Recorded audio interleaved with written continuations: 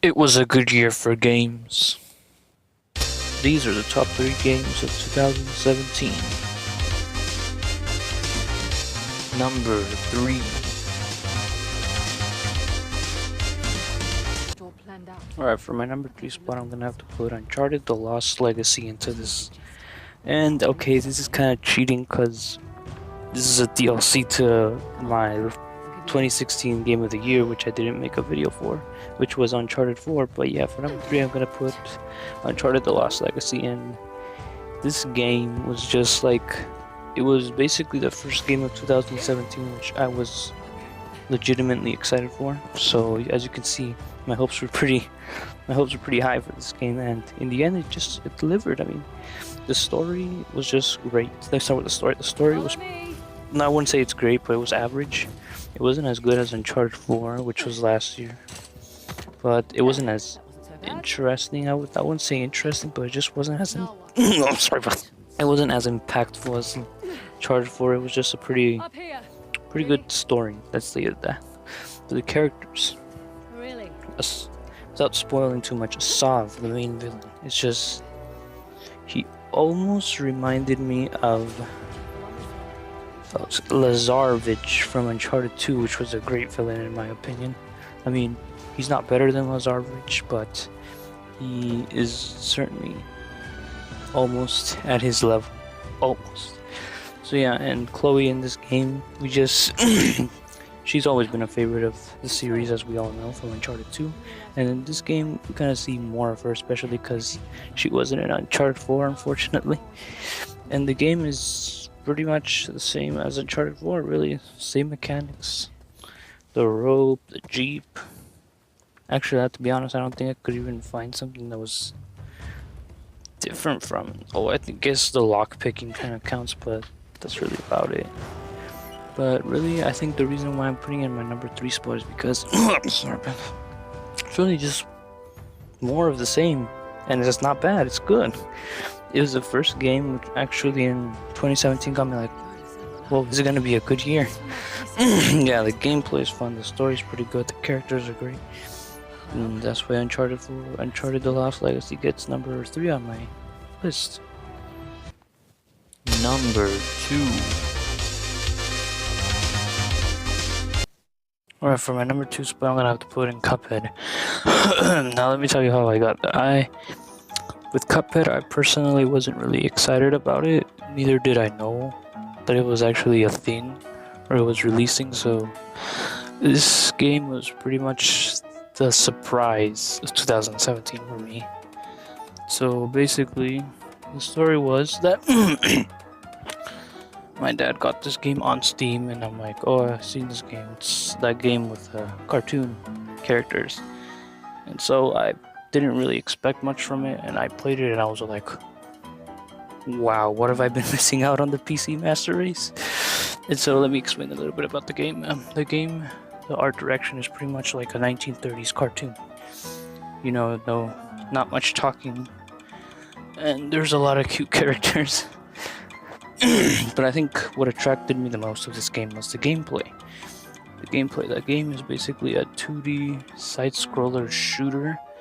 It was pretty cool because I don't really see much of those these days. It kind of reminded me of Metal Slug in a way, especially because the game was pretty much tough as shit. It was pretty difficult, and the bosses were pretty creative. I honestly thought the creators were really imaginative for the bosses, and especially because they were such a bitch to beat. And the story is pretty basic, but pretty good. The gameplay is really what matters in this game, and it was just fun. And that's something that I think a lot of games these days are lacking. Is that they're just not fun. They try to add a bunch of these meaningless shit to give you more hours to play, yet it's not fun. Cuphead is really fun though. It's difficult too, so you can guarantee it's gonna be a pretty long game. So honestly, if you want a game that actually challenges you and it's worth the money, you should get this game. I'm sure you'll love it. I loved it, and I didn't even expect anything from it. So on number 2 spot is Cuphead, yeah. Number 1.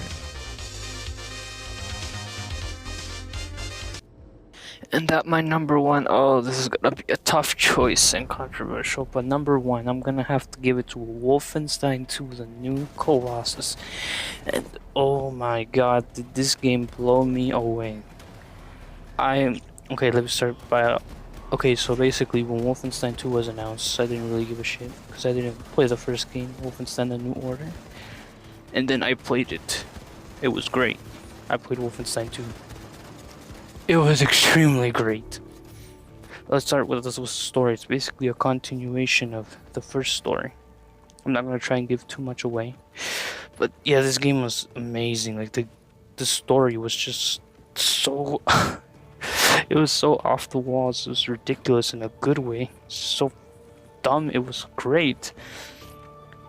Like, this game isn't like those games like Call of Duty where they take everything so serious and we're like, oh, we have a bunch of these guys and they're terrorists and they're coming to attack America and now we have to kill them all. Like, go, go, go, go, go. No, game is not like that. This game is more like, okay, you have a bunch of Nazis over there, you got a bunch of guns, go shoot the shit. This is what I love about this game. This game, all other first-person shooters need to be like this. The story was just good. We got that thing.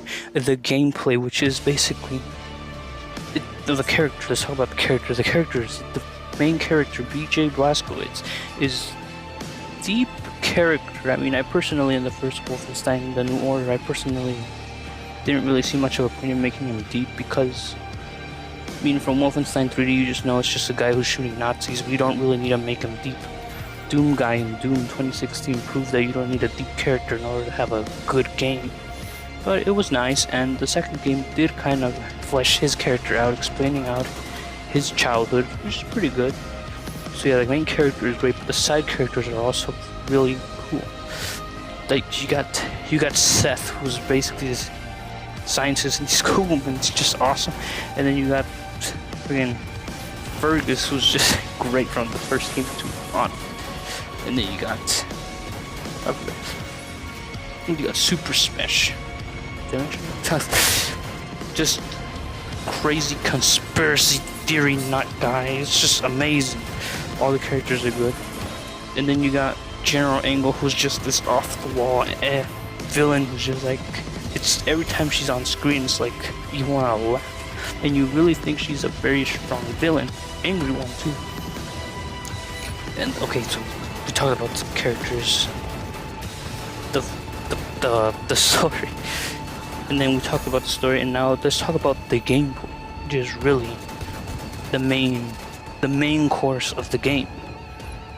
Even though there's a lot of cutscenes, and we'll get to that later, the gameplay is just amazing. Like, it's fast, it's rapid, it's action-packed. Like, all the guns feel good, especially the automatic shotgun, which bunch of enemies, bunch of Nazis, and then there's just robots, and then they have flamethrowers, and then they got rocket launchers, and then there's like these metal dogs that are spitting out fire now.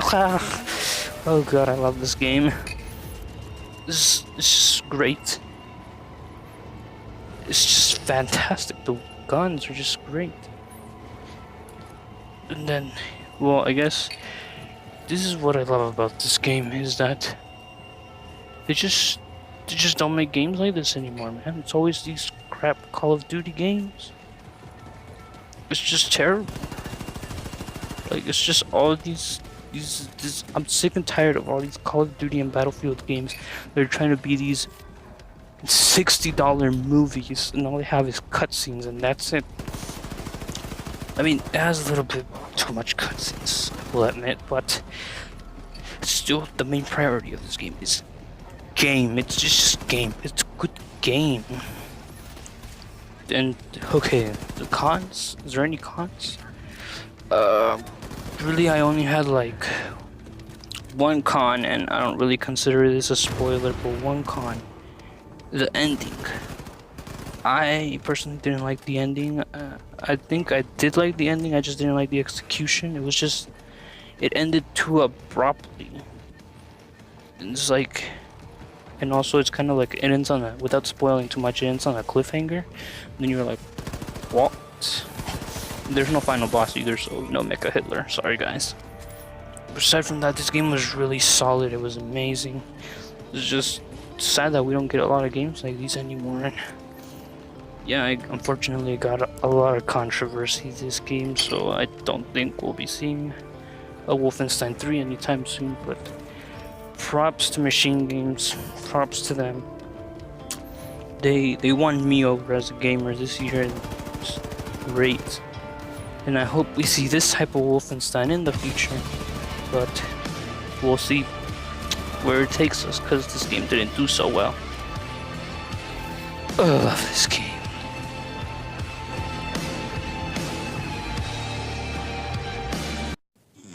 Woo!